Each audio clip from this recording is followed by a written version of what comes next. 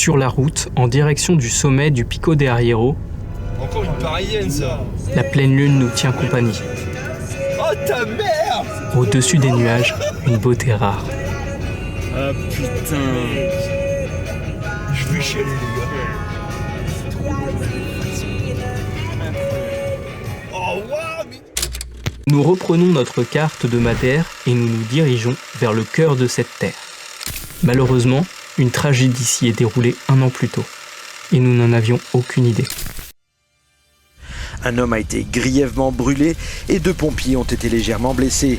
Sur le plan matériel, le bilan est plus lourd. À Funchal, la capitale, des centaines d'habitants ont été contraints de prendre la fuite.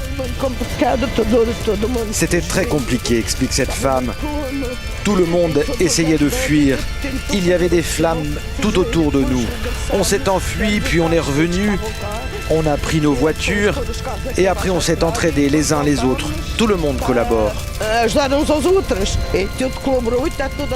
Le nord du pays est particulièrement touché. Des centaines de pompiers et de véhicules sont mobilisés. Un Canadair espagnol a été envoyé en renfort. Après plusieurs minutes de marche, nous nous retrouvons face à une impasse. Impossible d'aller plus haut à cause de l'incendie qui s'y est déroulé. Je suis en train de me brûler les mains, gros. Elle chauffe de bâtard, celle-là. Ouais, je veux bien. C'est là j'ai de la lumière. Là. On pourrait pas rester indéfiniment. Mais alors que nous cherchions un accès, nous faisons la rencontre de 2 globetrotteuses en solitaire. Moi j'ai envie de voir les aliens. Comment nous, on est tombé sur une Française au début. à galérer en anglais. Ah mais vous êtes français? Ah bah fallait le dire tout de suite. En fait, je les entends et lui ça allait encore son anglais et puis j'en entends un autre. Alors fun fact sur les chameaux, ça peut boire jusqu'à 100 litres. C'est énorme. 300 litres. C'est énorme. 100 litres. C'est 100 litres? Ah non, c'est 3 mois sans boire. C'est 3 mois sans boire et 100 litres. Et les poissons boivent de l'eau. Et les poissons boivent de l'eau. Et les crabes pissent par les yeux. Et les goélands peuvent boire de l'eau de mer. Oh mais merde. En fait, on est bien tombé. Ah non mais laisse tomber moi et ma naïveté en plus, je sais pas. Là c'est vrai, mais tout est vrai. Là, tout est vrai. tout est vrai. Là vraiment tout. J'aimerais vous parler du sponsor de la chaîne. Mais d'un coup, une idée me vient à l'esprit. Pictural 56. Ouais, ok. Vous avez moins 10% sur le plugin The Answer. Oh là tu demandes beaucoup hein. Bah c'est The Answer la marque. Avec le code promo PICTURALF75. Non 56. Avec Pictural 56, vous avez le droit à moins 10% sur le plugin des Pour moi c'est bon. L'influenceuse. L'instant promo terminé, C'est bon. nous revenons à l'essentiel. Le Pico de Arriero culmine à plus de 1800 mètres d'altitude. C'est l'un des points les plus élevés de Madère. Ici, le paysage change constamment. En quelques minutes, le ciel peut se refermer, le vent se lever et les nuages avaler la montagne. On dit souvent qu'à Madère, on ne regarde pas la météo, on la vit.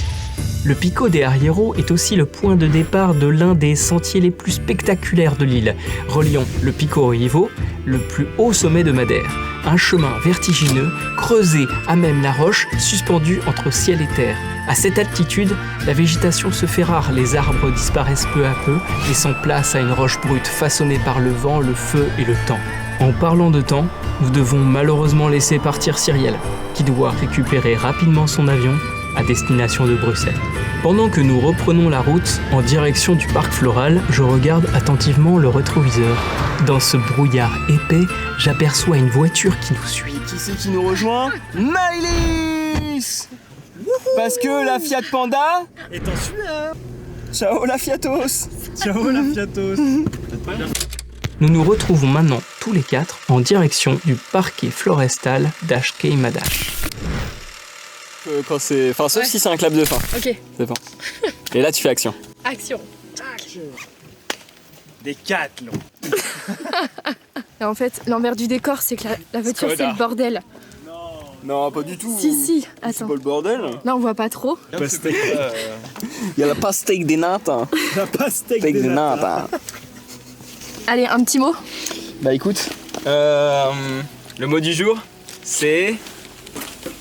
Je sais pas du tout. C'est exactement le mot du jour. Cette journée n'est faite que d'imprévus. Alors direction un lieu hors du temps, niché au cœur de Madère, où la forêt semble respirer à son propre rythme. Ici, l'eau ne suit pas son cours naturel. Depuis des siècles, les hommes ont façonné des petits canaux appelés en portugais les vadaches. À l'origine, elles servaient à acheminer l'eau des zones humides vers les cultures et les villages, permettant à l'île de vivre et de se développer. Aujourd'hui, ces levadages dessinent des chemins uniques devenus de véritables sentiers de randonnée. Et fait assez surprenant, dans ces petites rivières, on retrouve aussi des truites. Elles ont su s'adapter à cet équilibre fragile entre nature et intervention humaine. Ce parc fait partie de l'un des refuges de la forêt de Laurier. Une forêt primitive classée au patrimoine mondial de l'UNESCO. Vraiment, on fait un reportage de ouf là. C'est fini. C'est ta caméra. Exactement. Et sur la route, au détour d'un sentier, nous faisons une nouvelle rencontre. Une globe-trotteuse solitaire venue découvrir Madère. Voici Eva. Parce que, en gros, les gars voulaient dormir ensemble. À Madère, certaines espèces n'existent nulle part ailleurs. Des oiseaux, des insectes, des plantes endémiques qui ont évolué ici, isolées du reste du monde.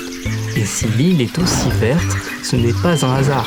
Sa géologie volcanique, combinée à son relief escarpé, joue un rôle essentiel. Les nuages venus du nord se heurtent aux montagnes. En s'élevant, l'air se refroidit, l'humidité se condense et l'eau retombe en abondance sur les hauteurs de l'île.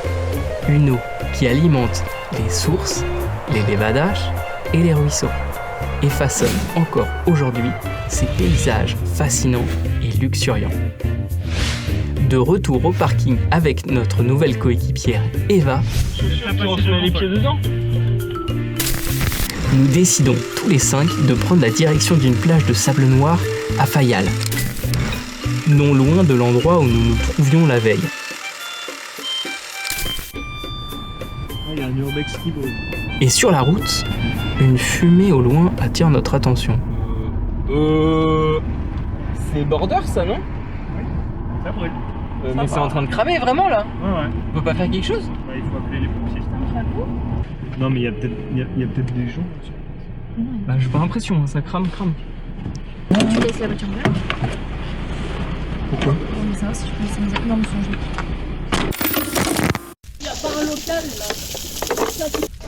En gros, on est tombé sur un feu de forêt en fait.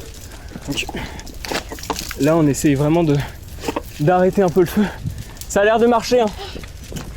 C'est en faisant des petits gestes qu'on sauve le monde.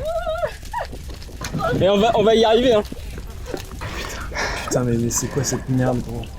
Après plus de 20 minutes de bataille contre les flammes, les pompiers arrivent sur les lieux. Et au nom de Madère, ils nous remercient et nous félicitent pour notre réactivité.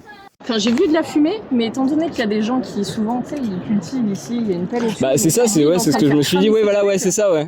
Mais non, pas du tout en fait, c'est juste un putain d'incendie qui peut faire. C'était enfin l'heure de souffler. Après avoir lutté contre les flammes, après cette montée d'adrénaline qui n'avait rien à voir avec notre programme du jour, nous nous retrouvions là, sur cette plage de sable noir, encore secouée par ceux qui venaient d'arriver. Le soleil se couchait derrière un rideau de nuages sombres, l'air était frais, les galets froids sous nos pas. Et dans ce calme, presque irréel, une question tournait encore. Si nous n'avions pas été là, est-ce que le feu se serait propagé? Est-ce que quelqu'un aurait été blessé? On ne le saura jamais. Mais en avançant sur cette plage, silencieuse, un constat s'imposait. La nature est fragile, et nous aussi. Nous, les humains, façonnés par une dualité permanente, capables de créer, d'aider, de protéger, mais tout aussi capables de détruire, de brûler et d'oublier. La journée avait été intense. En haut du Pico de Arriero, les rencontres, les rires, puis ce feu sorti de nulle part, comme si l'île voulait nous rappeler que sa beauté pouvait devenir vulnérable en un instant. Alors, dans cette lumière de fin de journée, à regarder l'océan lisser la plage, une évidence s'est imposée.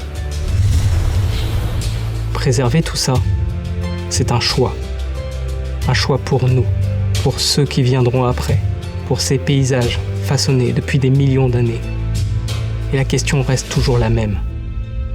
Est-ce qu'on veut être les destructeurs ou les protecteurs ?